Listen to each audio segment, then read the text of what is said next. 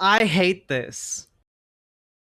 I hate this so much. Thank you. What does this mean? Agatha Christie was so successful because she was brilliant, because she had an amazing creative imagination. Sometimes you're just a genius, and she was. She could plot amazing murder mysteries in a way that nobody else has been able to do. Agatha Christie changed storytelling forever. She defined and refined the art of murder mystery writing. Her stories... Okay, real quick. Totally not important here, but like... Agatha Christie changed storytelling forever. Why is this a haircut in the UK? Why is, like, do you walk into your like barber shop, or go up to your stylist and you say, I want my hair to look like a bird's nest? Like, what happens here? Defined and refined the art. Like, this man is the CEO and chairman of a company. One would imagine he has money to not look like this. Of murder mystery writing. Her stories are still enjoyed by millions today. 50 years after her passing, we are still reading Agatha Christie because essentially she is murder mystery. She was also my great-grandmother. She died when I was young, but I grew up surrounded by stories of her and her stories. And now I've fed all of that into a machine, and it's going to perform a necromancy and summon her spirit back to teach all of you how to write exactly like her. Agatha Christie is the most successful novelist in the history of the human race. She is, without doubt, a true maestro in her field. This course is the chance for aspiring writers to learn from the master of the murder mystery genre. No, it's fucking not. Shut the fuck up. You haven't summoned the spirit of Agatha Christie. You have an AI regurgitating shit. Before anything happened, we had to approach the Agatha Christie estate. We prepared a full Whoa. Lady Rinklot, you're saying you could learn from her by reading her books? In 2025, authors aren't reading anymore. And we went and presented to James, Agatha's great-grandson. When BBC Maestro first approached my family about creating a writing course using my great-grandmother's words and likeness, I didn't know what was possible. You probably should have told them to fuck off and let your grandmother rest in peace instead of pillaging her remains to enrich yourself, you fucking asshole. Fucking ass troglodyte. But the only thing I realized was that whatever it was, it had to be first class. Agatha Christie has been my personal hero since I was 11 years old, and I first picked up Why Didn't They Ask Evans? And I thought, what better way to honor her memory than by soiling her corpse? I've been a fan of the golden age of fiction ever since I was a teenager, and I first picked up a copy of The Moving Finger. Can I just say, like, if you actually believe this, right? Like, you actually believe this is Agatha Christie, or just as good, why bother writing novels of your own?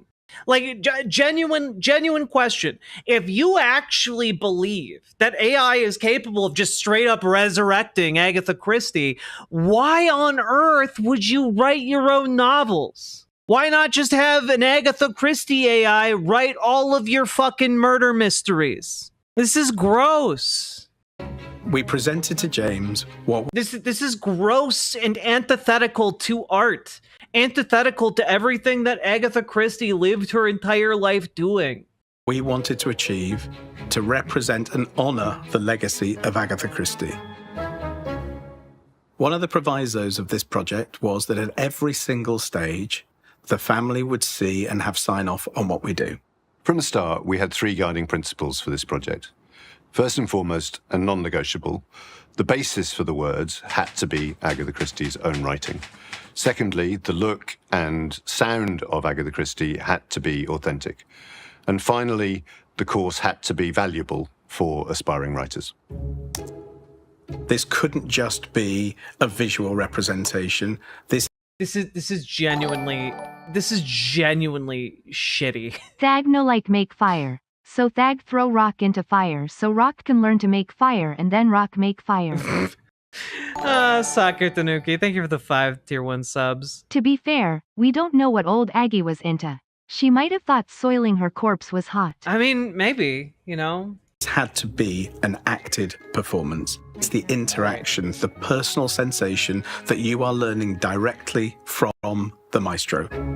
The first part of the process was that BBC Maestro assembled a group of academics and researchers who all are experts in my great-grandmother's work.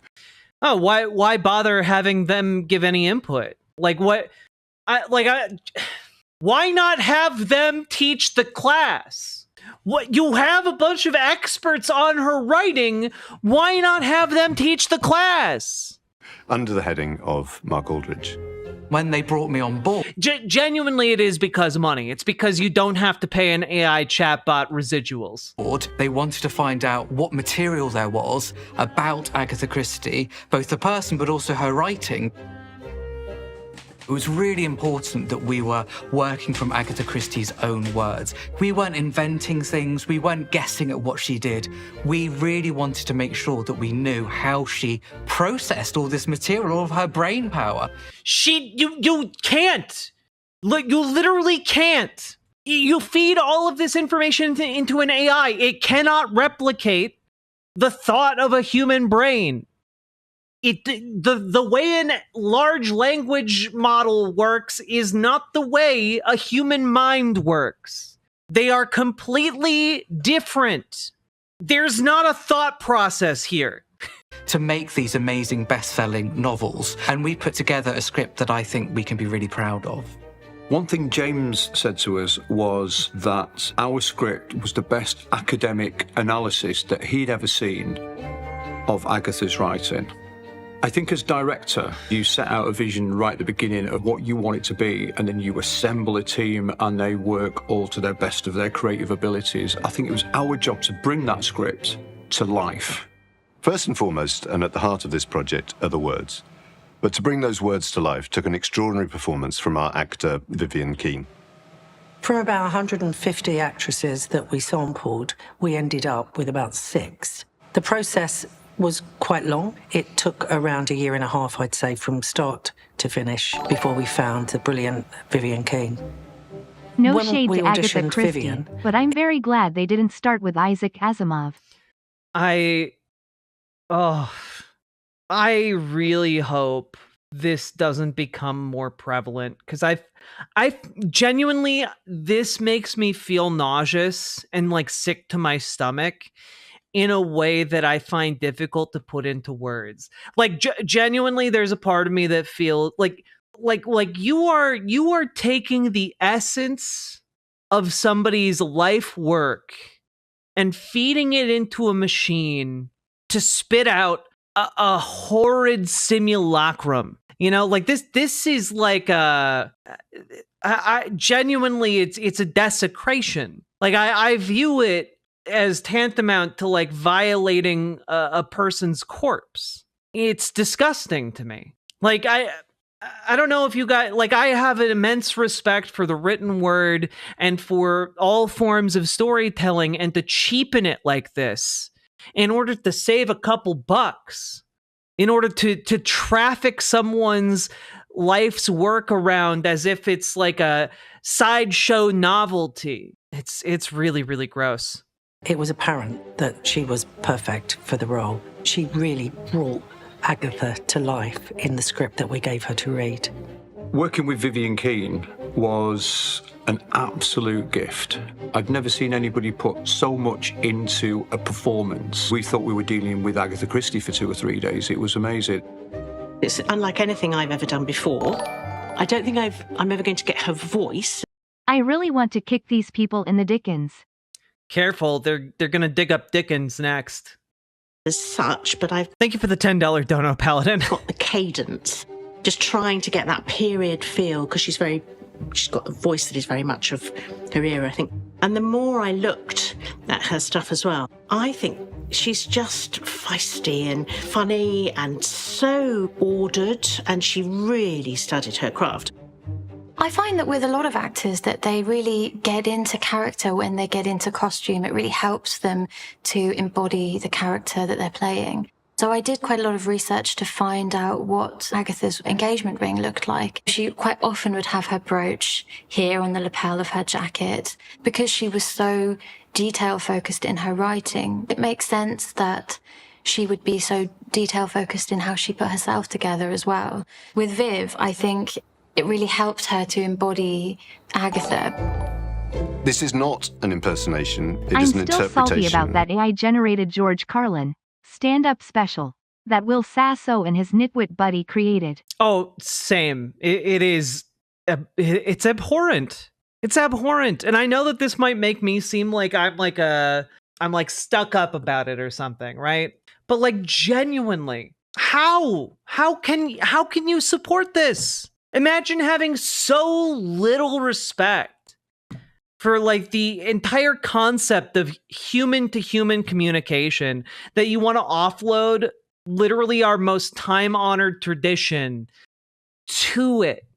Like, us telling each other stories is what lifts us up out of the muck. Us being able to string together events in a narrative that we can convey to each other is what like makes us human being. And you would give the very essence of that to a goddamn machine that's just gonna spit out hollow garbage at you. That means nothing to the machine. It means nothing to the machine. And on top of that, we have used technology to bring these words to life in a way that would not have been possible before. This groundbreaking production required different disciplines with all the visual and audio effects, but then it had an added AI dimension to take on board.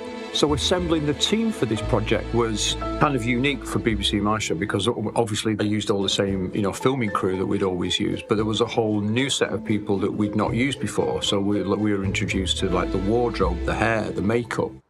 So the thing about hair is that it's got a life of its own. We knew that we couldn't use AI for the hair. We needed to make it look natural.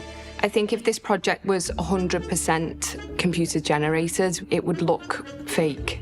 So I think it was important that we got the softness of the hair. We thought it was incredibly important to give Agatha a very real... Why are we watching this AI slop? Well, we're watching the behind-the-scenes making of this AI slop. Environment to inhabit. Rather than recreate an authentic reproduction of where she might have worked, her library or study, we felt that it was more important to create a rather more poetic atmosphere for her. So we started researching the period and picking out beautiful pieces that we could put in her room that had authenticity. We ended up using the same model as the typewriter she would have written on. We had to think about this palette of the world that she inhabited. We'd never used an AI technology team, visual effects. We'd never used voice manipulation. So we all had our... Like, you guys had, like, just to be fucking clear. We need to use AI to create stories because we're bored despite being bored being the reason we make up stories. I'd take 1,000 years of spirit science instead. Honestly, at least we can laugh at spirit science. Jesus Christ. Like, the issue here is that, like, you had all of the experts in the field of Agatha Christie writing. You had Agatha Christie experts, historians. And rather than use them in order to make a compelling, like, course where each one teaches about, like, a special area that they are an expert in and, like, actually interesting shit, you fed just AI, you fed an AI, you trained an AI off of Agatha Christie's works and then decided the slop it published was good enough after it had been gone over by a couple of these experts. And like, just have the experts do it. Just do the just have the experts use editing, edit it together into different classes, and you're good. If somebody's taking an Agatha Christie writing course, they should probably have already read a bunch of Agatha Christie novels. But that would cost more money. I mean, ultimately, it just all comes down to capitalistic incentive. It's true. It's almost like capitalism itself is eroding the very fabric of society, the very things that make us human in order to commodify them and drive up profits. roles to do, which there was an extra disciplines on top, which we haven't had before with BBC Maestro courses. It was an interesting project because it had an extra level of complexity, because not only was I working with the director and the creative team that I would normally work with, I suddenly had an AI visual effects technician. Excuse you, that one American? What are you talking about? As a humanities guy, I'm feeling really doomed about spending 20 years of my life becoming an expert in a field, and now these fucknuts are just doing this. Yeah, it feels really bad. Don't like it. You're a storyteller, but I just don't have the fire? Like, what the fuck are you talking about? Whoever got inspired by the Epic of Gilgamesh? Let's just feed it Michael Bay. No. Just feed it the Epic of Gilgamesh. Let's just like, like, why not? Fill it with all of literature and have it come up with the one perfect story. And then we don't need another one. We can just have the one story that we sell to everyone. Bada bing, bada boom. We make a bajillion dollars. It's true. I don't have a Oh, like I don't have a fireplace? Okay, that makes sense. That makes more sense. Yeah, okay. I'm tracking with you now. That makes more sense. Who had certain parameters that we needed to work with as well, in terms of the lighting had to match some of the data set of photographs and film that they had of Agatha Christie in that time period. This course has real value to Agatha Christie fans, but it's more than that. It's something that anybody who wants to write can really get something out of. And if you're going to learn about writing, then I think you should want to learn from the world's best-selling novelist. Can I just tell you how much I despise the fact that this guy who's made his career as an Agatha Christie historian is treating this AI fucking shit stain as if it's the actual Agatha Christie. And like, no, it's not. It could never be. The thought processes aren't the same. A large language model is just a statistical engine. It's picking the statistically most likely, most desired configuration of words to follow up any input put into it. It is not thinking like a person. And treating it like that fundamentally misunderstands what this is. The use of the term AI in cases like this, when it's a large language model, it just does it a disservice, like as if it is an actual intelligence. It's not. The team for this BBC Maestro course was a much bigger team. It's almost reached 100 people. I haven't played the Alan Wake games, but I'd really like to. I bought the remaster a long time ago to play on stream, and I just never got around to it. Who have worked on this project. So for an AI project, it wasn't simply somebody who pressed a button on a computer and then it all just suddenly appeared and we typed in anything that we ever wanted Agatha to say. It's Agatha in her own words. It required more people. Don't you... It's not her own words. She's dead. She died 50 years ago. To create a... If you want her own words, they're there in her books. Truly authentic, realistic AI representation of Agatha. What has been absolutely incredible from every individual participant is the care, love, and attention. Every specific detail, every attention has been paid by a team who all felt the same. I think we did do that script justice. I must confess that this is all rather new to me. As I have been writing and publishing my novels and short stories for quite some time now, I have often been asked about my technique by interviewers. My family approached this project with great... This disgusts me. This disgusts me. No. Even if this looked like a perfect facsimile of a human being, it would disgust me. Great love and respect for my great-grandmother. And that's why you dug up her corpse to fuck it in front of all the world. At the heart of this was my father, who knew Agatha Christie better than any person alive. And I'm sure he was very pleased that you dug up her corpse and fucked her in front of the entire world. At times, he was astounded by how similar to his grandmother this version was. And my view is that if he can enjoy this project, we can all enjoy it, and it can be enjoyed by people all over the world. My promise to you is that I will pass on the best advice I can from my own experiences. When we went to see the BBC to tell them of this project, we were genuinely nervous. There's a lot of concern over AI, quite rightly, and so we had to explain. Genuinely, just film her. Film the goddamn actress. So many different levels of this make me upset. The BBC that this would be a job creator. It would be something that would be important and useful, and it would be something that expresses... Wait, they fucking whitewashed a white woman? Holy shit, they did. Oh, God. INB4I grifters start uploading loved ones to pull the psychic scam to bring closure to family members. Oh, God. You know it's only a matter of time before, like, the AI grifters start using this for, like, weird sex stuff with, like, dead people, right? You guys know that, right? Like, it's a matter of time until, like, they start doing, like, AI Cleopatra, AI, Selena. Like, what you guys understand, like, what's gonna happen here, right? With this type of technology, applying it isn't already, well, it's obviously already happening, but, like, Jesus Christ. Quite rightly, and so we had to explain to the BBC that this would be a job creator. Hey, Dipster. It would be something that would be important and useful, and it would be something that expresses AI not to invent words for Agatha Christie, but to represent Agatha Christie in her own words. Agatha Christie's stories are... Yeah, there are already AI services that give you a replica of your deceased partner, and honestly, I find that so gross. I can think of nothing that would dishonor the memory of, like, someone I loved with all of my heart more than pretending a machine is them, are enjoyed today as much as they were in her day. My 12-year-old son has just started reading them, and it is extraordinary how he gets to the end of each book and is astounded and annoyed that he hasn't been able to guess the culprit. I think this is absolute proof of the genius of her storytelling. I have no hesitation in saying how incredibly proud we are of what we've achieved.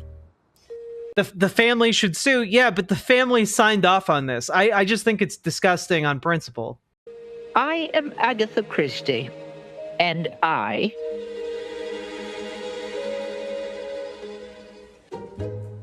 I'm Vivian Keane. Ew. And it has been my honour and privilege to play Agatha Christie. Well, I hate that. And every day I get more and more in favor of a Butlerian jihad.